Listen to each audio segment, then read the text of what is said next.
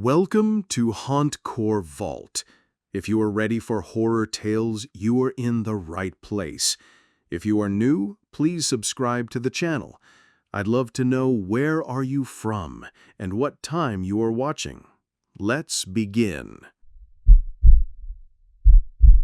When I was about 10 years old, I looked a little older, maybe 11 or 12, but I was still just a kid. At the time, I used to walk an old lady's pug around the block for £1. She was really sweet, and it felt like such a big responsibility. One summer evening, after walking the dog, I decided to pop into my local shop. It was only a 5-minute walk from my house, and I'd done it plenty of times before. The shop was quiet, just the faint hum of the refrigerators and the smell of sugar and crisps. I was standing in the sweets aisle when a man came in. He started talking to me. I can't remember the whole conversation. It's been years, but the parts I do remember still make my stomach drop. He offered to buy me sweets and drinks. I was 10, alone, and greedy for sugar. I said yes. He spent nearly £20 on sweets alone. Somewhere in between, he brought up something strange. Somehow he knew I had a much younger sister. He asked if she liked bonbons. I remember saying I wasn't sure, that she was probably too young for them. Then, while we were looking at drinks, he asked me what school I went to. I froze. I was only 10. I didn't know this man. But then, before I could even answer, he said the name of my school. "You go to school, right?" My heart dropped. I had never seen him before in my life. Trying to cover myself, I lied. I told him I went to a school down the hill from my actual one.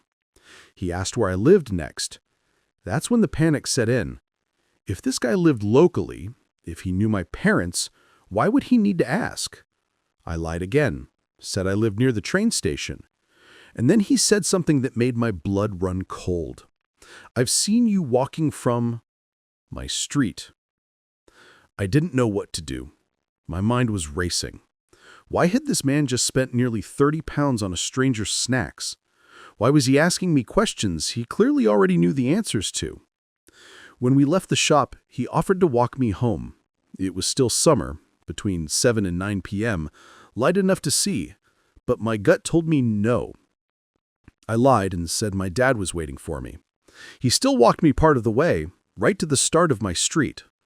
Before the turnoff, I said again that my dad was at the end waiting in his car. The second I could, I ran. Straight home. I didn't tell my mom. When she asked where I'd gotten all the snacks, I lied and said I'd found some money. I never saw him again. Not once. Looking back now, I don't even think he lived near me. But to this day, I still wonder why he knew so much about me. I grew up at the top of a staircase. Not just any staircase. It was steep, narrow, and dangerous, like something out of an old Victorian house. My room sat right at the top, to the right, with nothing but a stapled curtain for a door. Privacy didn't really exist in my house. I was 16 then. My mom was obese, and because of those stairs, she never came up, ever. Which is why, that night, when I saw the curtain slowly swing open, my heart stopped. She stood there, or more like slumped there, my mom, propped against the doorway. She looked wrong. Her face sagged, gray and red at the same time. Her eyes looked dead but burning, possessed. I asked her what she was doing there, but she didn't even blink. She just stared at me and said in a low, raspy voice, "You should have tried harder to kill yourself. You can't even do that right. You're the reason our lives are horrible, the reason your brothers starve. You're worthless, a waste of space. Try harder next time." I'd heard awful things from her before, but nothing like that. The words felt like a punch in my chest. I didn't know it then, but she was high, meth and cocaine. To me, she just looked like a sleepwalker, a corpse that had gotten up and wandered into my doorway. I was more afraid she'd fall than anything else, so I stood and said, "Let's get you back downstairs." When I tried to help her, she hissed, "Get the fuck away from me," and jerked back. Then she slipped. I watched her tumble down the entire flight, about 40 steep stairs, head over feet. It was a sound I'll never forget.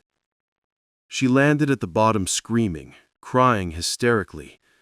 I was frozen. I thought she'd died.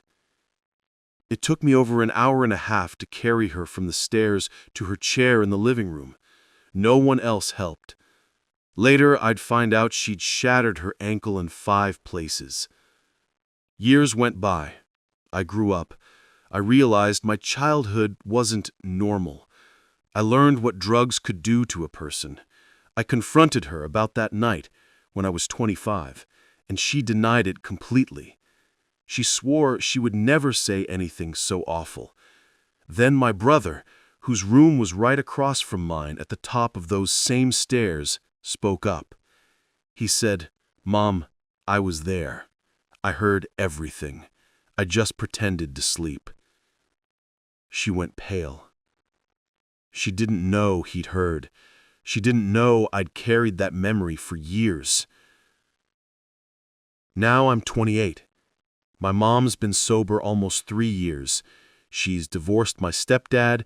She's kind, gentle, loving. She volunteers at AA and NA meetings. She lives in the same apartment complex as me, and she shows up at my work with coffee, hugs, and smiles. But no matter how good things are now, I'll never forget that night. I'll never forget the way she looked. Half dead, half possessed. It still haunts me.